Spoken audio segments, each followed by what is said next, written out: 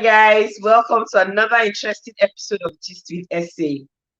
Today we have a special guest in the house, okay? And she's got a lot of inspirational stuff to, dish out to us and all that. So if you're joining us on Facebook, this would be a good time to share this live video or, create a watch party so your friends can join us and be part of the gist for today. And then if you want to call to speak to our guest or ask her any questions, the number to call is +447466951641, and you can speak to her directly and ask her questions or, give your opinions on whatever she said and all of that. So let's talk about our guest. Her name is Teggy Mujakperuo. She's the CEO of Mujak Farms, a survivor of domestic violence, a woman who left a bad marriage and fought against all odds to build a life and a future for herself and her children. She has proven that there is life after a failed marriage, and that as long as you are willing, you can rise above every tribulation. So whether you've had a failed relationship before, or a failed marriage, or you failed at anything in life, she's living proof that you can rise above every of your life's tribulations. Let's bring her in. Hi, Teggy. Hi. Hi. How are you? How you doing? How's your day been? Fine, I'm fine. It's been okay. Okay, you're looking good. Thank you. Okay, so let's get straight to our gist, yeah? Tell us about your ex-husband. How did you meet him? How did you meet and how did you guys get married? Okay. In Nigeria now, if um if you are in your final year, your parents will start asking you, everybody wants you to have like a serious relationship. Even you not having a serious relationship, you'll be worried. Yes. So I was in my 400 level going to 500 level law. I'm a lawyer. I attended Ambuzali University. So I was in my 400 level. I was like worried. I was not into any serious relationship, and I was ready. So one, I met my husband. He actually gave me a lift. I live in Saple. He gave me a lift. He saw me. He stopped and gave me a lift. And we exchanged phone numbers. Then GSM just started working in Nigeria. We Yeah. exchanged phone numbers, and we started communicating, and we started dating. And I knew he was very hot tempered, but I was like, well, I can manage him, or I felt I could change him. That's the mistake most women make. You say, I will change the man. No, you can't change a man. You can't wash spots from a leopard skin. You can't do that. Or you can't even teach an old dog new tricks. You can't change a man. So I was like, even me, I'll change him, don't worry. I told myself, even if you are the devil and you have two horns, I can live with you, I'll change you. And I went ahead because the signs were there. Oh. The man did not pretend to be a saint or anything. He just showed me who he was. So it was my choice to make. It was my choice to make. So we didn't really cut anyway. Growing up, I felt for a man to hold you and say, "Ha, I want to marry you," it's a lot. I felt marriage was love because you are going to spend the rest of your life with this person. So I felt marriage was love, and we courted for like 3 months, and we started. Unknown to me, he was looking for a wife as well because he just relocated from the UK. So he saw one. Then I was 21 years old. I had not even gone to law school. I was in my final year in the university. And of course, I was shining my eyes everywhere looking for a serious boyfriend because I felt, oh, I will soon leave the university. my parents would expect me to bring a man I want to marry. So this guy was the perfect one. He was ready to marry. So the question is, was it ready to marry because he loved me, or he was just looking for a wife? So we got married anyways, and the signs were there that he was hot tempered, and he did not pretend at all. He did not. He did not. Or you went And ahead and you could change him? I felt I could change him. I felt I would love him. I felt um I actually felt I could change. That was, this naive mind of mine then. I felt I could change him, and that was the mistake most women make. I will change him. I'll change him. No, you can't change him. Man. He is what he is. Okay, so you guys met and then you dated for a while and then you got married. Yeah, Yes, despite yes, the signs that you saw. yes. The signs were there, but because I too was desperate. Yeah. But you were so Yes, young. Why were you so desperate at such a young age? You were just 21. that's the problem. Environmental factors. From where I come from, I come from a town. I don't live in the city. I grew up in a town.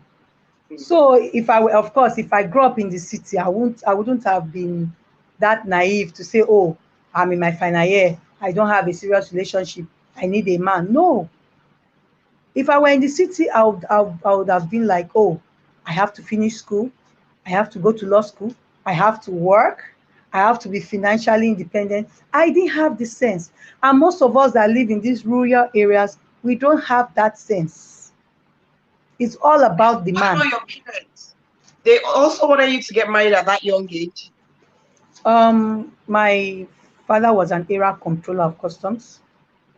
He actually protested. He was like, don't get married now. But he was telling me not to get married for the wrong reasons. Because my immediate eldest sister is a medical doctor, and she didn't have any, she was not into any relationship then. So my father is a traditional man. He was like, because I'm the second daughter. So it was not like he was trying to tell me that my sister's husband is supposed to be his first son-in-law. So I should wait for my sister to get married. So that was his reason. He wasn't telling me, don't get married, you are too young. Don't get married, you have to finish law school. Don't get married, you have to be financially independent. No, he wasn't saying that. He was telling me my elder sister has to get married first before me. Her husband is supposed to be the first son-in-law. I was like, me, I can't wait to, that was actually what happened. And I went ahead anyways. Okay, so you guys eventually got married and then so what happened? When did things start to change in the relationship? Well, like I said, the signs were there. He's very hot tempered. He's a hot tempered person. And if I were mature enough, I wouldn't have gone into such a marriage because I was young, I was naive.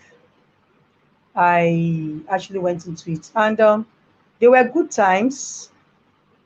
And the environment also affects too, because when we got married, we're living in Lekki, we're living amongst civilized people. Oh, so you got So married and moved to Lagos. I moved to Lagos. Yes, I got Okay. married and left Sapele, where I was living, and moved to Lagos. So we're living in Lagos. So we're living in Lekki phase one. The environment was okay, it was good. We're living among civilized people. But eventually we moved back to Benin because the rent was so high. And it was like, look, I have a land, let's build a house and move to Benin. And I was like, fine. So my problems actually started when I got to Benin because he started moving with his old friends. Mm. And when I got to Benin, we would go out with his friends, and I was the only wife in their midst. All of them were with their girlfriends. So the friends were like, are you normal? How can you be taking your wife out? So, and unfortunately, I was even the finest amongst the girlfriends, you know. Okay, so I was that's the, the thing. The friends that were out with their girlfriends, were they married men who were taking they out were married. girls? Oh yes, now they were all married men. Oh But wow. those were his old schoolmates, anyways, Mhm. childhood friends. They had a clique, like five of them. Every night they would go out, they would groove, and we had only one child then. I was going out with him. He was flaunting me around, but the friends were like, ah, shebi your wife give you watch something, give you drink. How can you be as in, are you mad? How can you? Because in Benin, the wife, I don't know, I think it's a tradition. They don't see women as anything. So why would you carry your wife out? What's wrong with you? Are you mad? So that was the whole situation. So I just enjoyed going out with him, having fun with him for a while, and everything stopped. Everything stopped. We're not going out, and we were not really friends before we got married. I wanted to get married. He wanted to get married. We didn't build the relationship. We're not friends. We're just husband and wife. That's number one. You must build your relationship with your man. You must be friends because at a point, that love, I love you, it will fade. So it's that relationship you had that will hold both of you together. But in my own case, there was no relationship. There was no time we sat down to gist or play. It was really funny. It was really funny. Okay, but There was no relationship. you know that yeah, I think it just depends on the maybe the person or the people in question because I also dated my husband for 3 months. It was a very short courtship. Okay, I think it's an individual thing anyway. Yes, because and then Mm, mm. we also met and we met at a time when both of us were ready to get married. You see, so marriage was the first thing on our minds. Like, okay, I'm not looking to play around. I want to settle down. Start a family immediately. For me, I wasn't that young. I mean, so yes, I wasn't that young. All my friends had been 10 years married, 15 years married. You get me? But so when we met, it was okay. This is marriage, right? But like you said, you guys were not friends, so you didn't have like maybe chit chat, spend time together, get to know each other's, you know, dark sides and all of that. So in 3 months, that can happen. I'm a living testimony that that can actually happen. Okay, because for me, it was important to me that I wanted to get married, but it was also important to me that I got married to someone who I could be friends with, someone I could, joke with, someone I could, yeah, make fun of, and it would be okay. Okay, So that I was met that him was why I when said, I was older. yeah, So it was easy for me yes, to know, and I've gone through failed relationships. So I knew the signs to look out for. But you were really very yes, young and young. And it was I just like to marriage. drop, I like to say something. Most of us that got married at a very early age, most of our marriages have failed. So number one, you have to be mature mentally to go into marriage. Like that the things I was supposed to know before going into marriage that I ought to have known. Like if I were matured enough, I wouldn't have gone into that marriage seeing those signs that I displayed before the marriage. Because before the marriage, he gave me one or two slaps. So yeah, yeah, gave me one or two slaps, and once he told me he took me to my dad, and you know said he wasn't going on with the marriage, and my father spoke to him, and after marriage, that was the new normal. We were always, it was, we'll quarrel, we say, I'm not marrying again, I'm not marrying again. We take me to my dad. My dad would say, what is it, my son? What has happened again? My dad will like talk to him. He say, okay, he'll start giving me conditions. My father will say, okay, don't worry, she will abide to your conditions. For instance, it was a time the marriage broke up because he said my sisters were always in the house, that they were disturbing our marriage, that they should stay in their father's house. So I'm not like, when you marry somebody, you've married the family now. What has my sisters done? I say, you are challenging me, Abby. You are questioning me. He just carried me back to my father's house and dumped me there. My father was like, my son, what is the problem? The sisters are always in the house, blah blah blah. So my dad was like, don't worry, they won't go there, they won't come to your house again. So that was the condition for me to go back, that my sisters will not come to my matrimonial home. So there were so many conditions, so many threats of, and the shame of having a broken marriage too Yes, going back. was what my parents were trying to avoid, Okay. because of the society we live in. It's always the woman's fault that your marriage broke. Nobody wants to know there are two sides to a story. I was young, I loved him, I tried my best to show him so much love. I felt I could change him. I felt if I showed this man so much love, he would give me back that love. I tried my best. But and again, um, when these men start dating other women, and from the area I come from, there's so many fetish women.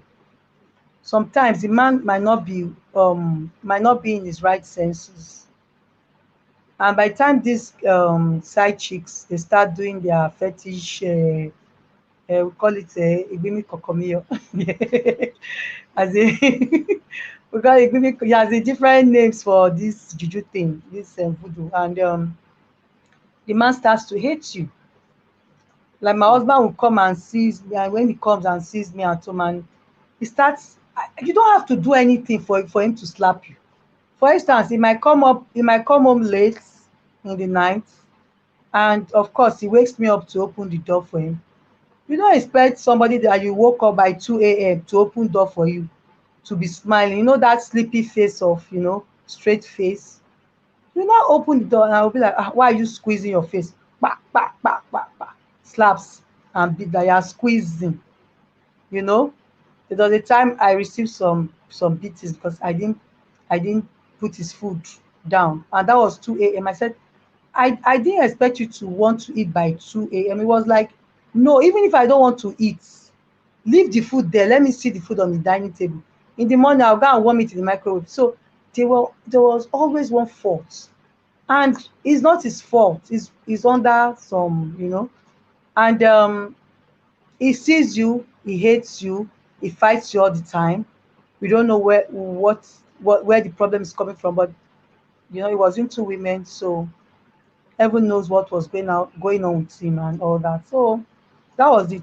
Did he Sometimes also he would, have a drinking problem? yeah, of course. When you go out with your friends, you will drink now. You will Yeah, drink, what I mean is, some people really some people can drink and then they know their limits, so they can go out and hang out, but they know their limit. They don't come home drunk. Was he Yeah, coming home drunk? sometimes, no, sometimes he goes above his limits. Okay. Sometimes he comes home, well, you just when you go out with your friends, you drink, you enjoy yourself, and that was just it. And most times, why I say he goes above his limit, because in the morning sometimes he feels remorseful, meaning that he didn't even know what he was doing the night before. You understand? So he might have gone above his limit, and so in the morning you see him remorseful. Did I do this to you? There was time they broke my thumb. As in, she was like, you mean I actually did this to you? So he didn't even know what he was doing. So it's either your husband is under the influence of alcohol, or the influence of somebody, one side chick, controlling his head outside there. And for my where I come from, the women are really into these things, especially the illiterate ones. And those were the kind of women he liked, anyways. Okay. So before I uh, move on to the question, I want to ask you about your education and work and all that. Let's just take a question from Isatsu. She says, I've heard a lot that it's best to get married and have kids at a young age so you can enjoy your kids when you're older. Do you see any sense in that? yes, there's no crime getting married at a young age, but you have to have sense before you go into any marriage. For those of us that went into marriages without having any idea. I didn't have a clue what marriage was. I just thought, oh, he wants to marry me, he loves me. Ah, I'm going to spend the rest of my life with him. That kind of fairy tale, M and B kind of, I know. you know. And of course, he slapped me once or twice. Anyway, I'll change him. There's no problem. That kind of naive mind. And I went into it and it was horrible. But for those, and there are some women that went into marriages at very young ages and they had sense. They looked well. They Okay, went so into the say something here about that, yeah. For it's not wrong to buttress on your point, your answer to Isat's question. It's not wrong to get married at a young age or early. You get me? Yes, It it's not makes wrong sense at all. to do. But you have to That have that that right understanding about marriage. So for Yes, most of before you go into it. That's my yes, point. for most of us, yeah, I didn't get married early, but for most of us, the narratives are changing every day. We still don't have till date our parents educating us properly about marriage, because Yes. there are days it was a one-way street. Your husband is Lord and Master. Whatever he says is final. They didn't teach us anything about boundaries as a woman, because you have to have certain things in place. So for any 21-year-old, is naive to get into marriage. But if you have the right understanding, do you understand? If you have the right counseling, and then you find the right person, okay, finding the right person also has to do with having the right counseling. You see what I mean? Yes. So you Yes. know the things that you should look out for in a man that you want to spend the rest of your life with, and then you should know how to read the signs. Like you said, all the signs were there. You could see them, but instead of saying, okay, I can't do this, I don't want any man hitting me, I don't want to be a battered woman, you just thought you could change him.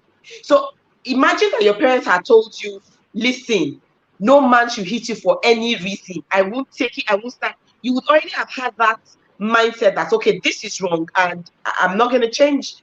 I'm not going to be able to change this man. You wouldn't have gotten into the marriage.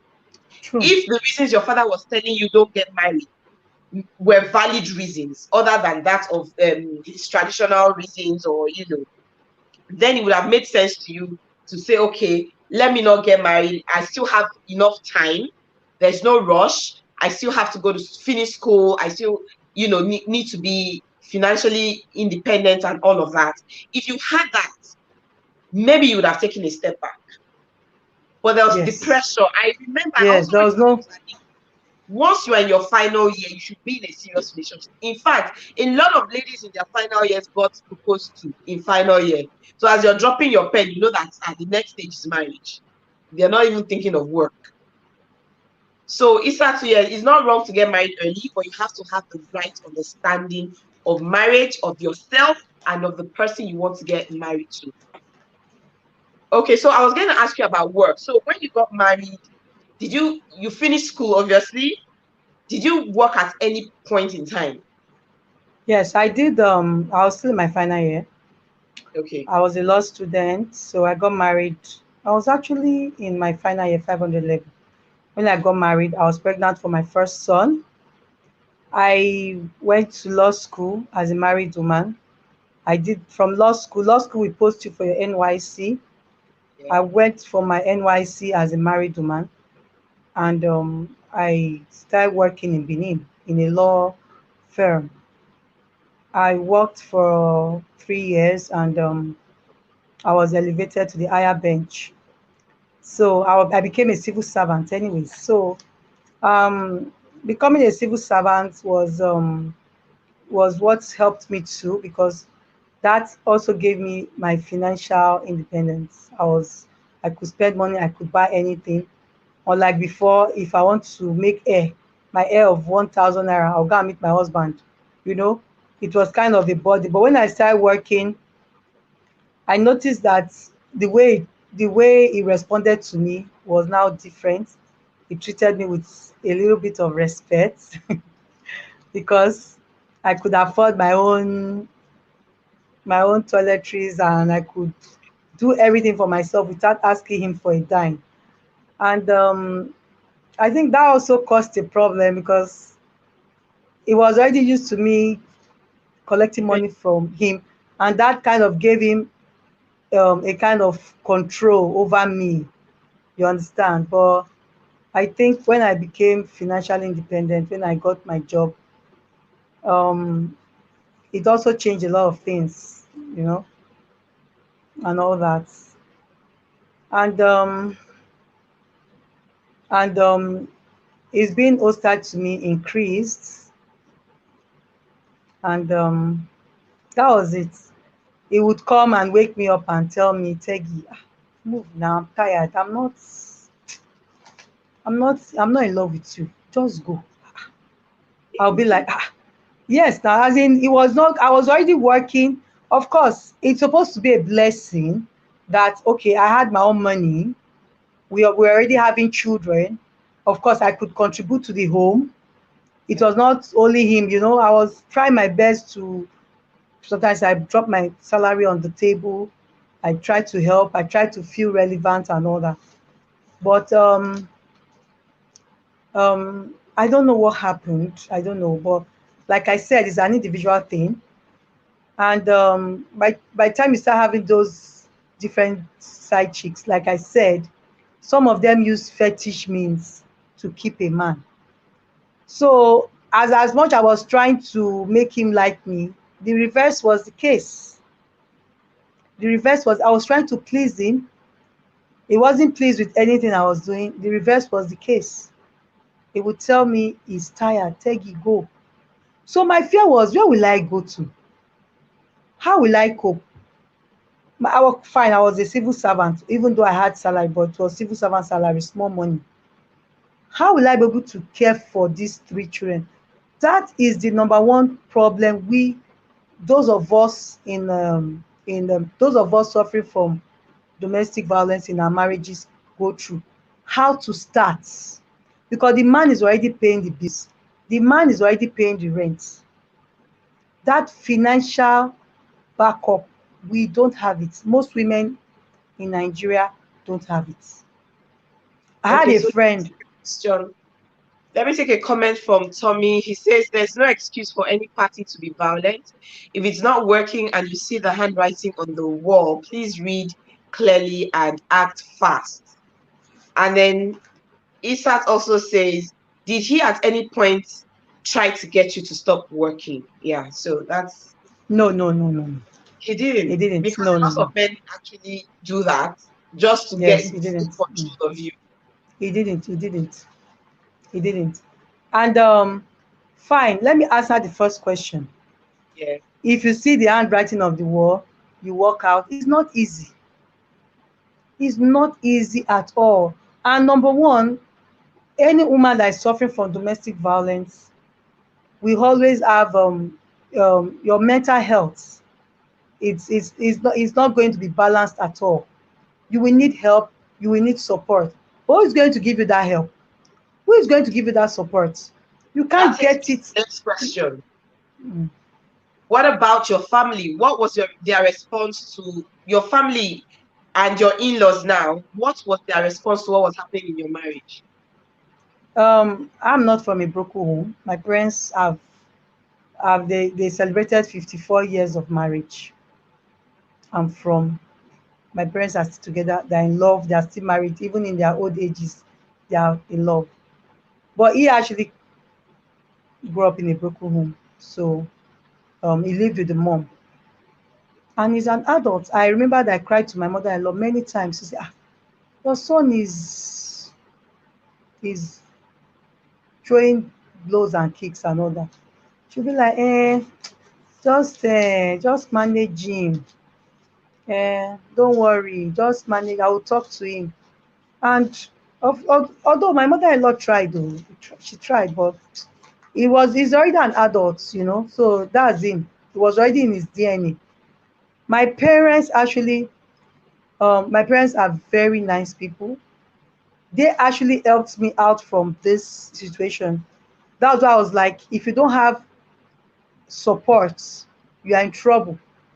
If you are in an abused marriage and you want to leave, you need support. And I got that support from my parents. But before I got that support, I remember so many times I was thrown out of the house with my children. And my parents would call him and beg him and beg him, even if he's at fault. Oh, why? Because of of the shame of not of me not being in my husband's house.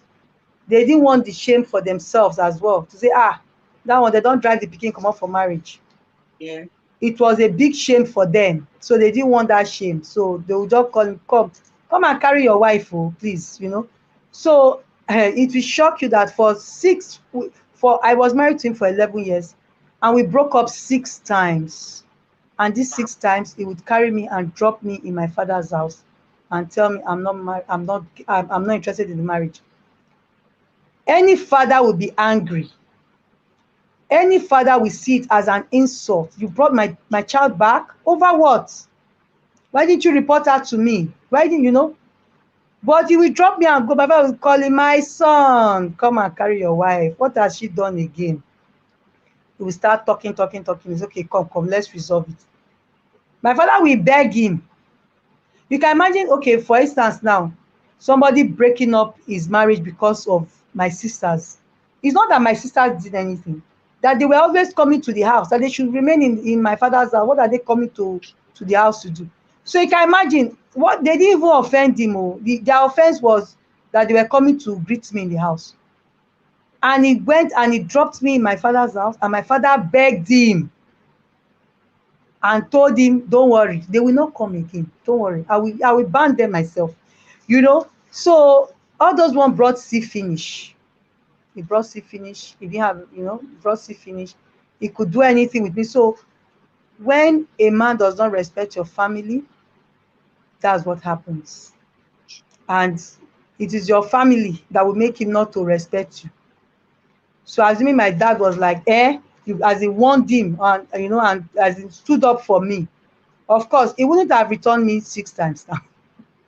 He would have done it once, and my family would have been like, hey, warn yourself, He would have adjusted himself, but he was not afraid of anybody. A man that abuses his wife physically, emotionally, any kind of abuse, he does not have any regard for the wife's family.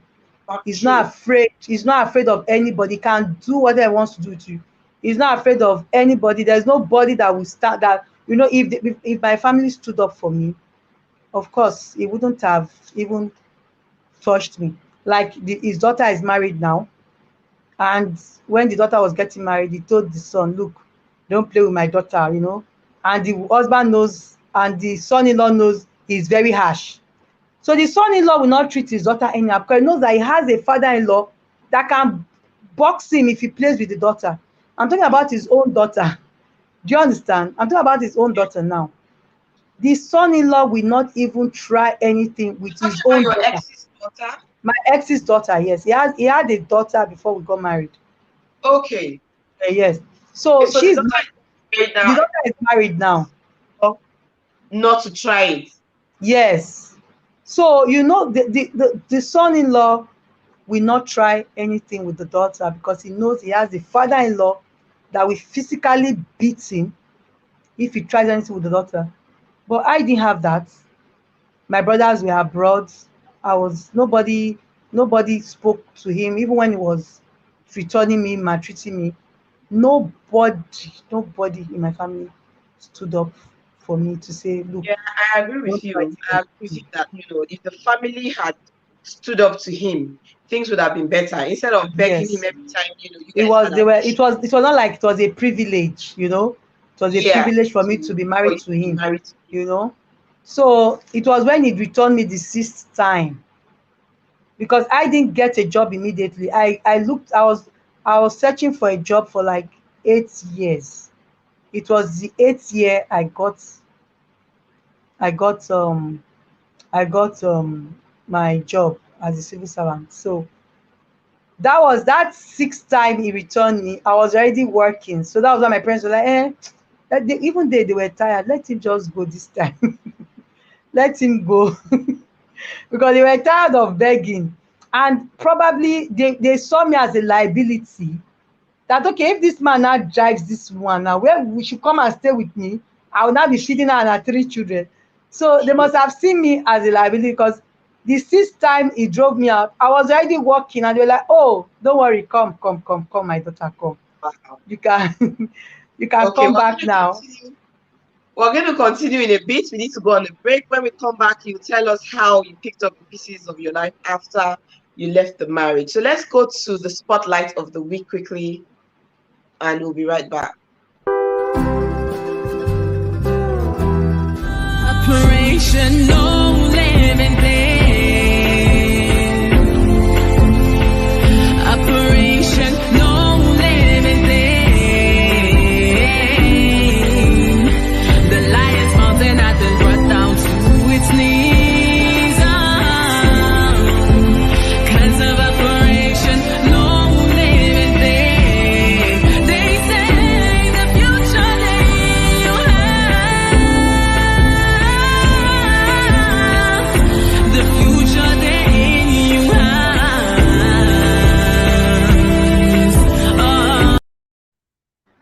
Okay, that was official Isaac herself with Isaac. And that song, you guys was listening to it. It's based on a true life story, of something that happened way back in Sierra Leone, and how, a lot of people were killed. You can find her on YouTube at Isat or on Instagram at official Isat. Okay, you guys should go check out my girl. So we're back to Gist with Essay, and we're still here with Teggy, the tenacious woman. I like that. Okay, so eventually you left after 11 years of marriage. Finally, you didn't even leave. They still sent you out. Yes, I He was sent still out. sent you out. But this time you didn't go back. That's different. So now you're a single mother back in your parents' house with three children. Yes, you had a job, but it wasn't bringing in so much. So how did you pick back the pieces of your life? How were you able to get back, things in order? Because you were thinking about children's school fees, you were thinking about feeding them, even though, they were with their grandparents and all of that. And then you were also thinking about taking care of yourself. Yeah. So how were you able to, deal with all of that? Okay. Like I said, the sixth time we were thrown out, I was already a public servant. Um, and my parents accepted me back. They took me in, and I knew my parents were ready. They were like, enough was enough. And my father was like, "You're not going back." And I saw that the respect my own parents had for me had increased because I was already working. They had that confidence to say, okay, you already had a job, everything will be fine. And they actually gave me that moral support. They didn't, they've had it up to here. They didn't even care what people would say. It was my mom my mom entered the car, we went to put my kids in school. And I was like, whoa, these people are really acting now. They've got my back this time. And the guy was actually waiting for the normal routine to call him and beg, but nobody called him. And he heard my kids were in school in Sapele. That was when it dawned on him to say, this woman is finally gone, as in. So after like 6 months, I got a call from my children's school that somebody was asking for my children and they don't know him. So they didn't allow him into the school. So I raced down to the school and I was like, what are you doing here? I want to see my children. After 6 months. So you were waiting for me to come and beg you again. So he was shocked that the children were already in school. My life had already started. I got that support because I got it from my parents. That's one thing that most of us fear. that support, if that support is there, every woman that is suffering from domestic violence will leave. But you need a place. You need a place to go to first. It's either your parents' house or a friend's house, and you need support 100%. And I got that support 100%. So I was my parents' house for a year and 6 months. I too felt uncomfortable because I was already an adult and I was working and they were feeding me. I told myself I need to change my situation. Yes, you need to change your situation. And I started looking for a house. And then because I was in my parents' house, I was being fed, I could save. I wasn't paying rent. I wasn't that was the Okay. saving grace. It was grace. Some people don't have it. I had a friend that was living in a friend's car park, car park in the house. She moved into the car park. She was putting mattress on the floor. She was staying there, you know. She was there for like a year before she could set up, So we have different stories. Mine True. was just grace that my parents were alive, that I got a roof over my head. It was pure luck. It was just luck. And after a year and 6 months, I told myself, for any woman to keep her integrity, you must be financially independent, because look, you will sleep around like mad, like you will jump from one bed to another if you don't have, if you're not financially independent and you are out of your husband's house. Money, finance is the number one problem. Finance is the number one problem. That's why most women are afraid to leave an abusive marriage. They don't know how to start from, where to start from, who is going to give you the support. You might say, okay, let me go to my friend's house. That your friend will be the one to even add salt to your injury. After a while, they'll get tired of you. I was lucky because they were my parents. They didn't get tired of me. So I don't know the friend that would want to help somebody, and and okay, like, let me go back to what I was saying. I was there for a year and 6 months. I saved, I moved out, and I was alone, and I thought to myself I needed an alternative source of income. And I was like, okay, if I start selling clothes, you know it will work.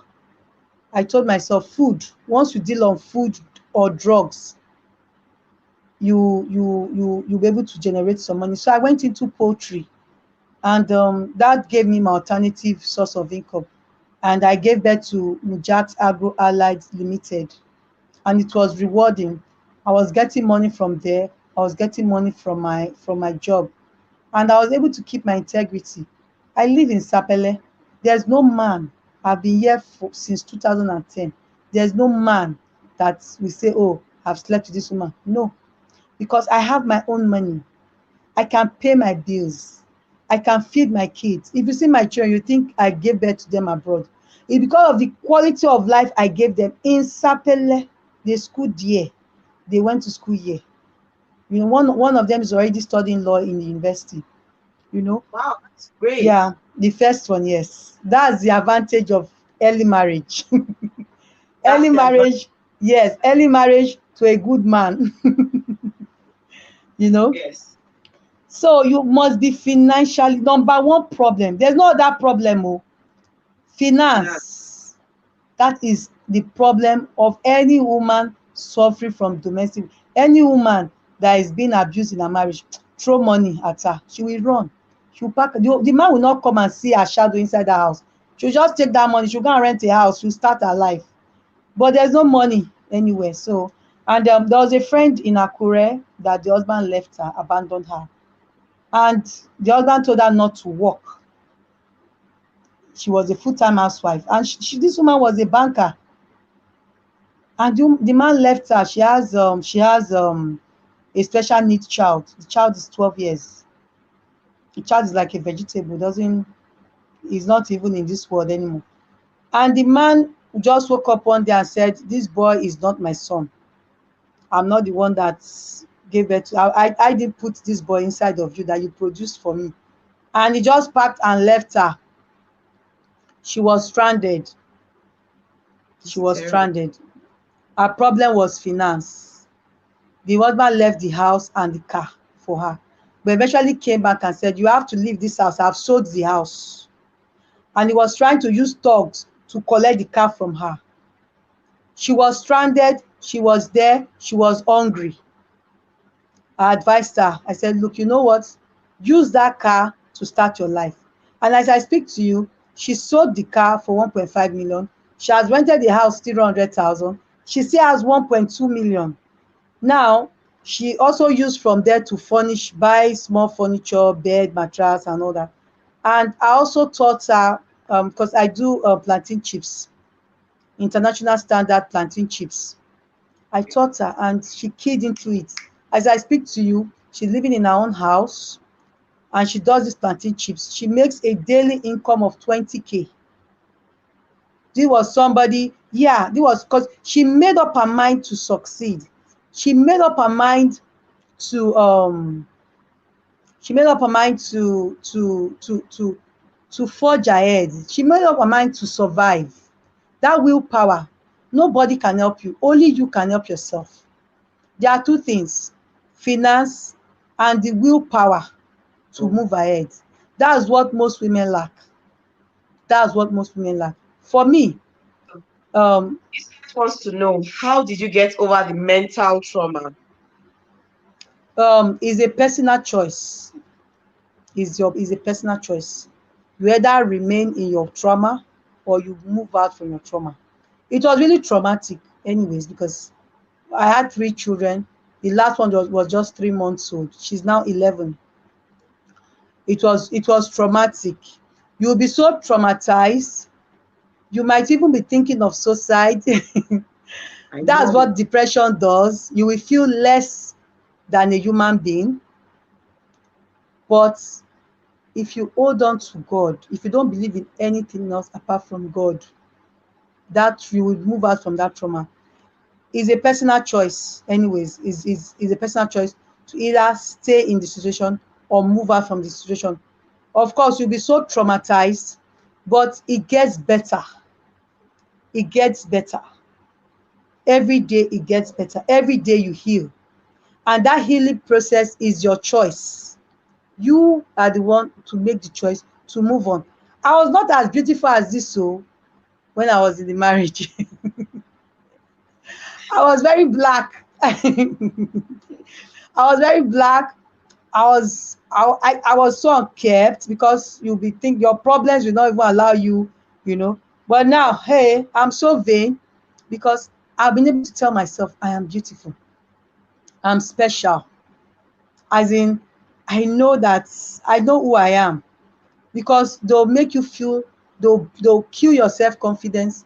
They'll make you feel in because when I was in the marriage, I had serious inferiority complex. I had a Yes, complex. Yeah, I I had know a that. complex. Yeah. I had a friend who was experiencing domestic violence as well. And she was such a pretty girl. You know, when I would say to her, "Oh, you're so pretty," she was a banker and she had 4 kids and she was going through all these issues and all that. When she comes to me or I go to her office and I say, "I'm like, babe, you're looking really cute," she doesn't ever believe me. She always says to me, "I say you're making fun of me. It's not possible." Me, like because of the way the man treats her, the things he says to her, he oh Lord, he beats her up like he will beat her up to the point where she won't be able to go to work for like a week because of the injuries that she sustained on her face. So I know what you're saying when you say your inferiority complex. There's no way you can tell her she's pretty. She'll not believe you. Yeah, that's what So, it does. so now, how were you able to deal with people who had, like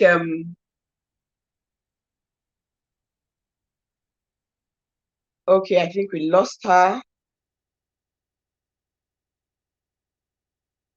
Okay, she's going to be right back. Let's take a break.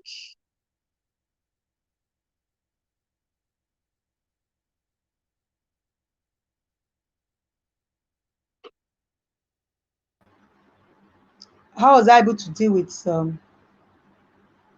with the stigma, how people treated you, and all the negativity that comes with divorce. Yes, you can't help how people treat you, because you can't just help it. Like, it started in my house. I moved out. I was now staying in my parents' house with my siblings. I had younger ones, and it started from my home, from my siblings. As in, now you be this. After a while, now you're already staying in the same house with them. See finish will come. You understand? You are no longer in your own. You are no longer. You are all in the same category now. So see finish will come, and of course, those people will laugh at you, and the society we live in today, they actually look down on divorced women, or women that are separated from their husbands. For instance, I had an uncle I met at a supermarket, and he was like, Teggy, I hear say you and your husband not digging. I was like, now wow, he threw me out too. I felt he would sympathize with me. Do you know what he told me? He said, now wow, that me, I'm just like a rotten tomatoes now, that different flies will be perching on me. Oh. That's what he told me. That he sees that now wow, we are just like a rotten tomatoes. Rotten. He didn't say ordinary, rotten. So because I'm separated from my husband, I'm not a rotten tomato. That's so mean. Yeah. That you're like a rotten tomatoes now. So different flies will just be perching. The flies are the men.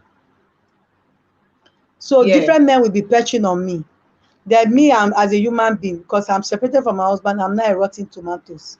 So that is how he Vulnerable. sees me. So you're vulnerable. You're a divorced woman, and a lot of times the problem is that women who are divorced with kids see themselves as second-hand products, Yes, that's it. That's and just it. sadly, That's society how also this. sees you as a second-hand Yes, that is product. how the society sees you.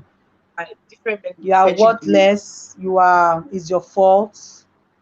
You are not able to hold your marriage, and all sorts of stigma will be on your head. So I suffered that a lot. It's traumatic anyway. That was what actually brought all the depression and all that.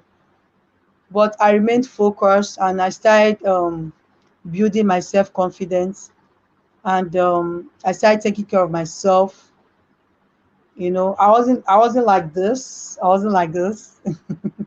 I can see you're really young in the way you look right now, and that's really good. Yeah, I wasn't That's like really this. I, good. I You have didn't to even know survive I it and was be this beautiful. distinguished.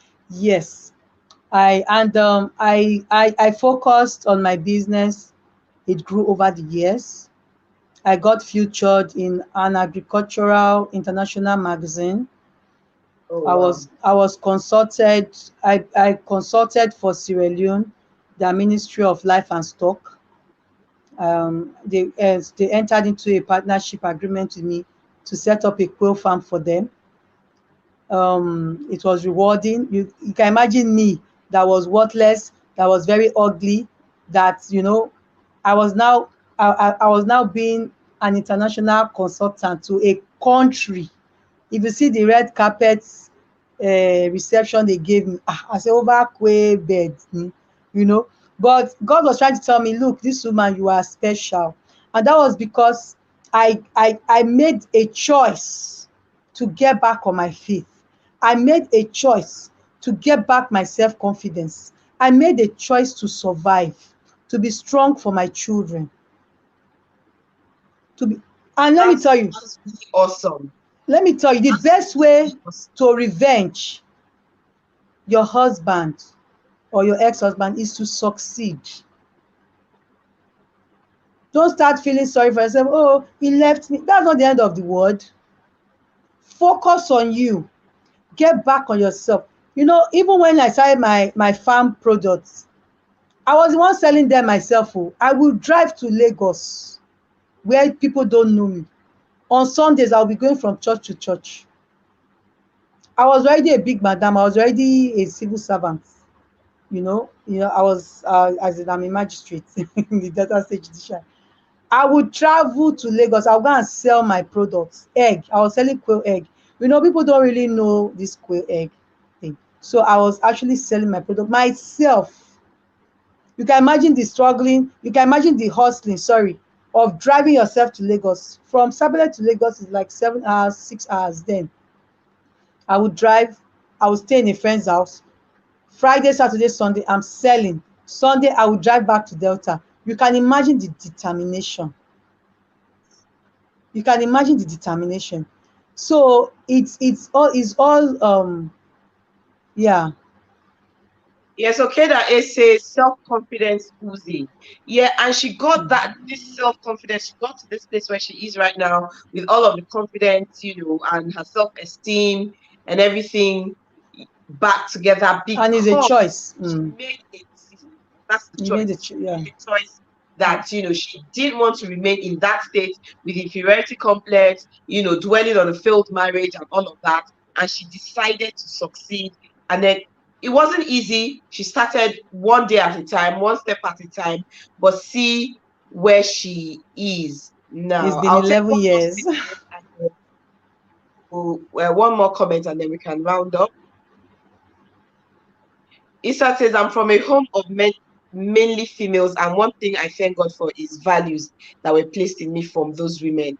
I was always told that your parents never laid hands on you, so never allow a man to lay hands on you and remain there. That man doesn't love you, and the only name a man is allowed to call you is your name and nothing outside of that. And then she also says, I love the way you speak with authority and confidence. Yes, that is what you know getting yourself back up can do to you. So Teggy, I'm just going to ask you now one last question. After surviving an abusive relationship, is it possible to find love and happiness again? No, I'm laughing. It's not easy, oh. Especially when you now revenge and you are not very successful.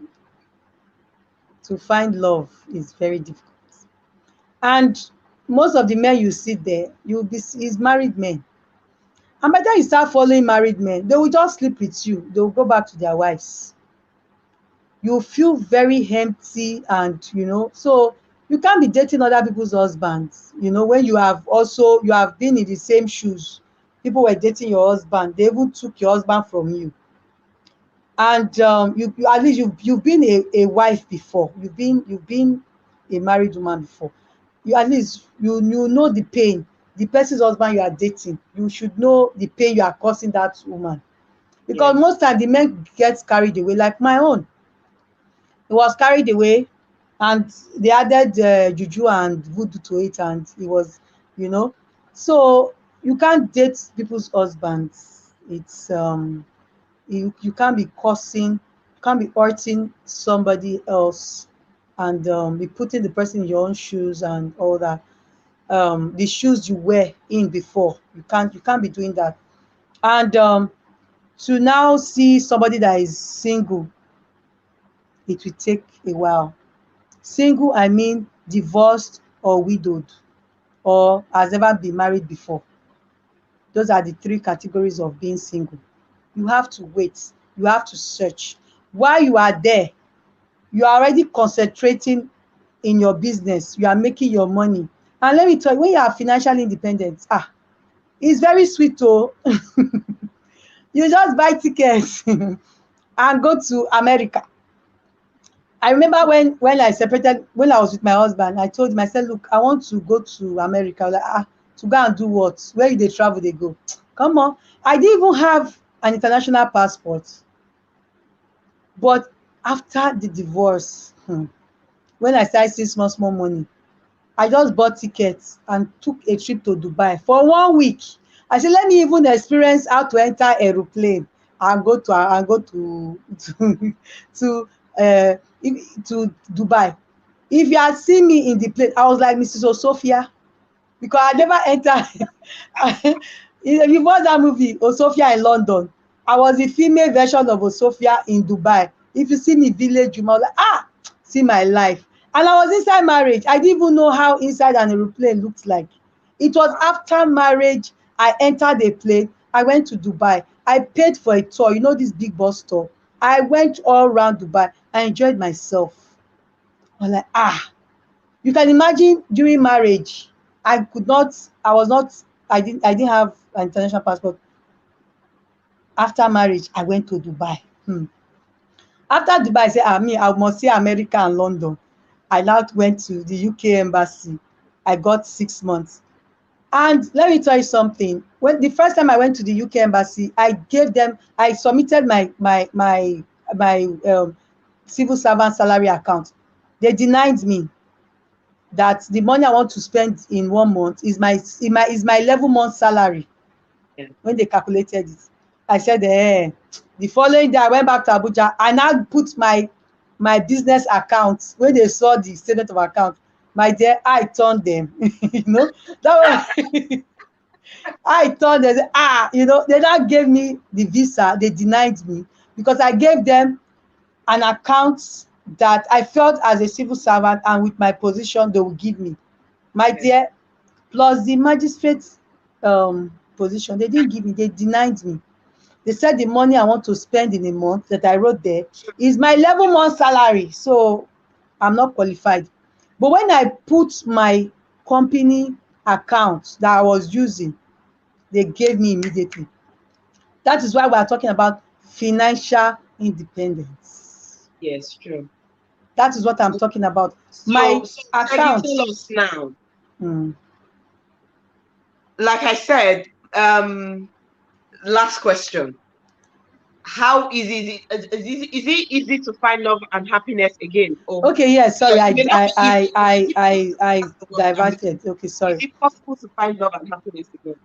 Yes, it is possible and it's not possible. It's just grace. If you find love with a single guy that is also financially okay, that is true love. Okay, Because I have been deceived before. okay, I've been deceived before, you know. And the guy didn't have anything. I had everything. And I felt okay, we could start afresh. It doesn't matter. We could share my money and all that. My dear, that guy would have killed me and would have taken all my property, would have taken everything. So if you want to find love and you know you are doing very well, please, you will find love with the other person that is also financially independent, that is financially okay. So you know that both of you are just practicing true love. If you have money more than your the man you are dating, or I don't think you can find, because I'm talking out of experience. I'm talking out of experience. There's no rocket science about it. The man will always have eye for that your money. true. He will always have eye. At the Forget end of the day, love. it comes down to, you Yes, know, if you want to being find careful. love with a single man that is financially very okay. That's the only place you can find love. You can't find love with a married man. You can't find love with a man that is single, that is financially handicapped. You can't. So yes, you can actually find love again. But don't focus on that. Focus on yourself. So that when you take your account details to any embassy, they will give you visa. Because I'm well So, traveled. I go for my vacation in America. I go to the UK. I go to Sierra Leone. Sierra Leone is my second home because I'm in partnership with them. I have I take some of the Sierra Leonean women on capacity building. I do a lot. I reach out. I can just I'll go to Kenya, Mombasa. I travel because I have my financial, everything is okay. So don't just focus on a man and say, oh, my life depends on, no. You is only you. You are the architect of your own destiny. You are the architect of your future.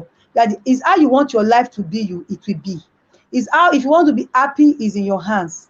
You can't say, oh, you can't, somebody else can't give you happiness. Only you can give yourself the happiness.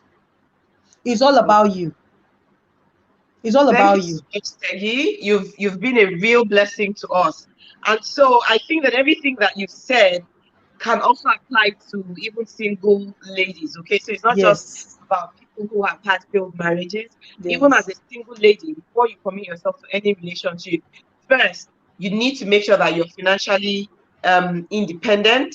So if anything happens, at least you can also pull your weight. You need to be bringing something to the table. And then Yes. before you get married, you also need to, just be observant, Yes, be take out observant. time to And you study can't this change it, person. like what that question, the like what the lady, the person that asked that question, that no, she actually said it was not a question, that any man that lays his hands on you does not love you. Yeah. And it's true. And those laying of hands happened before my marriage. I ought to So those have are the known. signs to look out for. Yeah, it was a red flag. It was a red flag. Like that lady now, she already had sense, or she already has sense.